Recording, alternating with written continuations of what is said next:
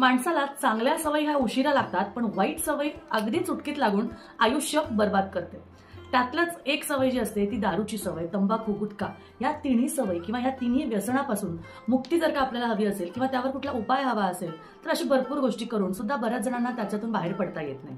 आणि तुम्हाला सांगू का, जेव्हा हे व्यसन आपल्याला लागतात हे कशामुळे लागतात तर आपली संगत बिघडते.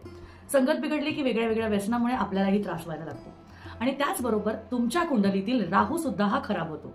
राहू जसा लक्झरीचा कारक आहे, राहू जसं देण्याचा, चांगल्या गोष्टी देण्याचा कारक आहे, तसंच तो तुम्हाला भुलवणारा सुद्धा आहे. म्हणजे तुम्हाला चुकीच्या मार्गावर नेणारा सुद्धा आहे. त्यामुळे जर तुम्ही एखाद्या संगतीमध्ये लवकर गेला तर अजून पुढच्या संगत सुद्धा वाईट लागायला वेळ लागणार नाही. आता याला थांबवायचं कसं, तर ज्या लोकांना दारू सोडवायची आहे, तंबाखू, गुटखा किंवा दारूचं व्यसन हे व्यसन मुक्तीपासून म्हणजे व्यसन मुक्त व्हायचं आहे आणि व्यसन मुक्तीसाठी छान उपाय हवा आहे, त्यांच्यासाठी सगळ्यात महत्त्वाचं, खूप प्रभावी आणि खूप छान रिझल्ट देणारा आपल्याकडे एक सुंदर उपाय आहे.